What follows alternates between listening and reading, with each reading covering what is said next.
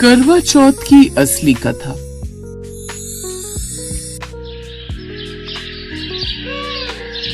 करवा चौथ का व्रत उत्तर भारत की महिलाओं के लिए अत्यंत महत्वपूर्ण माना जाता है। ये व्रत सुहागिन स्त्रियां अपने पति की लंबी उम्र और सुख समृद्धि के लिए रखती हैं। इस व्रत की कई कथाएं प्रचलित हैं, लेकिन सबसे प्रसिद्ध कथा वीरवती की कथा मानी जाती है। आज हम आपको वही कथा सुनाने जा रहे हैं जिसे सुनकर हर सुहागिन अपने पति की लंबी उम्र और सुख समृद्धि के लिए श्रद्धा और भक्ति से व्रत करती है। ये कथा हमें सिखाती है कि सच्चा प्रेम और निष्ठा हमेशा फलदायक होते हैं और छल या अधूरा व्रत अशुभ परिणाम ला सकता है। तो आइए सुनते हैं इस कथा को। एक नगर में एक ब्राह्मण परिवार रहता था।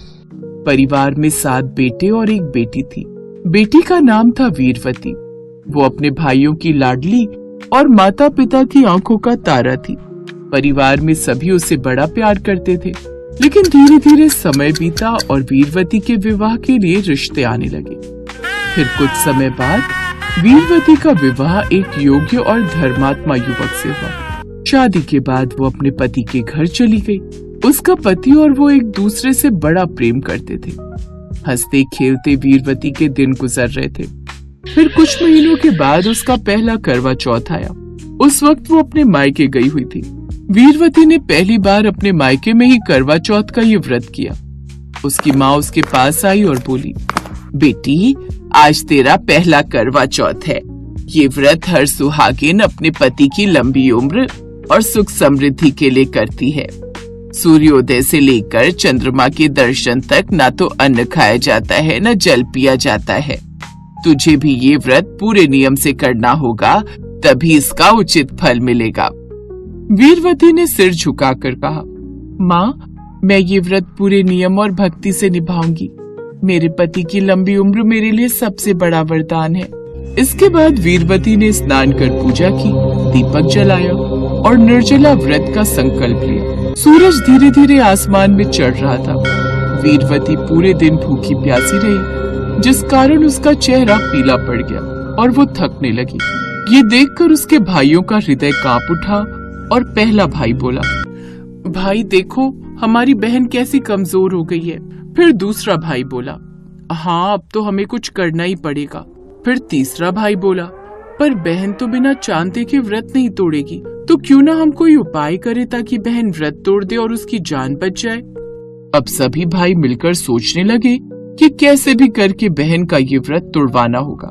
तभी उनकी नजर पास ही एक पीपल के पेड़ पर गई। उन्होंने उस पर छलनी टांगी और उसके पीछे दीपक जला दिया, जो कि दूर से देखने पर ऐसा लग रहा था जैसे आकाश में चांद निकल आया हो।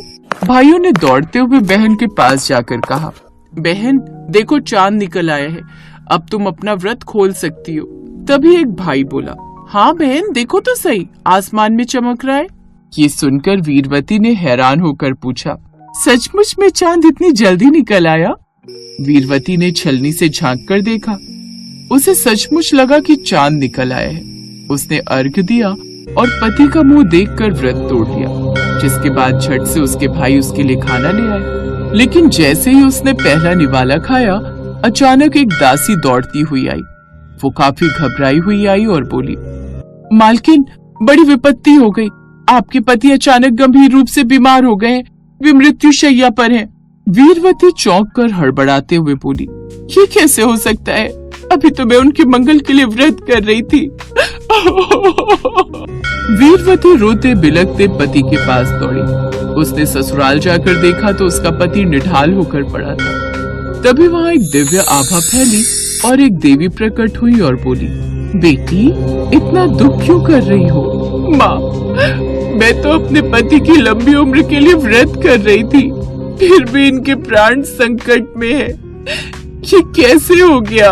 तब वो देवी बोली, बेटी, ये सब तेरे भाइयों की छल का परिणाम है। तूने चंद्रमा के दर्शन से पहले व्रत तोड़ दिया। अधूरा व्रत अशुभ फल देता है, इसलिए तेरा पति मृत्यु शैया पर आ पहुंचा।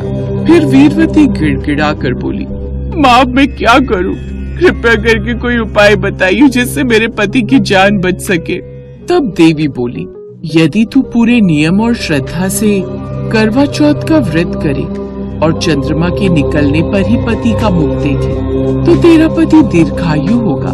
देवी के कहे अनुसार तब वीरवती ने अगले करवा चौथ पर दृढ़ निश्चय किया। उसने सुबह से रात तक कठोर निर्जला व्रत रखा। उसकी आंखों में भले ही आंसू थे पर मन में अटूट विश्वास। जब चांद आकाश में निकला तब उसने विधि पूर्वक अर्घ्य दिया, पति का मुख देखा और व्रत खोला।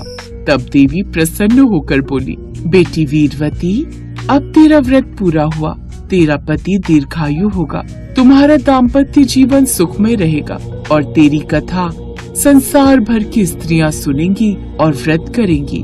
वीरवती प्रसन्न होकर बोली, माँ, आपका आशीर्वाद मेरे जीवन का सबसे बड़ा वरदान है। वीरवती के पति स्वस्थ और प्रसन्न हो गए, परिवार में सुख शांति छा गई। तब से ये परंपरा बन गई कि सुहागिनें निर्जला उपवास करके अपने पति की लंबी उम्र के लिए चांद को अर्घ्य दे और व्रत खोले। इसके बाद उसने अपने भाइयों को बुलाया। वीरवती गंभीर स्वर में बोली, भाइयों, याद है पिछली बार तुम लोगों ने छल किया था, इसका परिणाम कितना भयंकर हुआ। तब भाई शर्मिंदा होकर बोले, बहन, हमें माफ कर दो, हमने सोचा था कि तुझे भूख प्यास से बचा लेंगे। हम वचन देते हैं बहन, अब कभी ऐसी गलती नहीं करेंगे।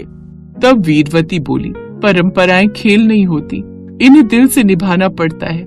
आज मैंने सीखा कि व्रत केवल भूख से नहीं बल्कि विश्वास और समर्पण से निभाया जाता है। वीरवती की कथा से शिक्षा मिलती है कि करवा चौथ का व्रत पति पत्नी के बीच प्रेम और विश्वास की डोर को और गहरा कर देता है। आज भी सुहागिनें अपने पति की लंबी उम्र के लिए व्रत रखती हैं। करवा चौथ का व्रत सुहागिन महिलाओं के लिए बहुत खास होता है। इस दिन सुहागिनें निर्जला व्रत रखती हैं और पति की लंबी उम्र की कामना के साथ पूजा करती हैं। ये व्रत हर साल कार्तिक मास के कृष्ण पक्ष की चतुर्थी तिथि को मनाया जाता है। सुहागिनें पूरे दिन व्रत रखने के बाद शाम को चांद को देखकर व्रत का पारण करती हैं। आइए अब जानते हैं इस व्रत को पूरा करने की विधि। करवा चौथ की पूजा विधि। ब्रह्म मुहूर्त में उठकर स्नान करें, नए वस्त्र पहने और सर्गी यानी सूर्योदय से पहले खाया जाने वाला भोजन ग्रहण करें, जो कि खास तौर पर सास द्वारा दी जाती है। इसके बाद हाथ में जल लेकर करवा चौथ के व्रत का संकल्प लें। चौकी पर लाल रंग का कपड़ा बिछाएं, उस पर करवा चौथ माता की तस्वीर स्थापित करें। एक मिट्टी के करवे में पानी और चावल भरकर उसे कलावा बांधे। पूजा की थाली में रोली, चंदन, अक्षत, फूल, धूप, दीपक, मिठाई, फल और करवा चौथ की कथा की पुस्तक रखें। सबसे पहले गणेश जी और माता पार्वती की पूजा करें। सभी महिलाएं एक साथ बैठकर करवा चौथ की कथा सुने या पढ़ें। कथा सुनते समय हाथ में गेहूं या बाजरे के कुछ दाने रखे जाते हैं। चंद्रमा निकलने के बाद एक छलनी की ओट से पहले चांद को देखें और फिर उसी छलनी से अपने पति का चेहरा देखें। इसके बाद चांद को जल का अर्घ्य दें। पति के हाथों से पानी पीकर और मिठाई खाकर अपना निर्जला व्रत खोलें। पूजा संपन्न होने के बाद हाथों में सुहाग की सामग्री लेकर करवा चौथ माता से सुहाग और पति की लंबी उम्र की कामना करें। इसके साथ आप करवा चौथ की आरती भी करें, जो कि इस प्रकार है। ओम जय करवा मैया, माता जय करवा मैया, जो व्रत करे तुम्हारा पार करो नैया। ओम जय करवा मैया, होए सुहागिन नारी सुख संपत्ति पावे। गणपति जी बड़े दयालु, विघ्न सभी नाशे। ओम जय करवा मैया।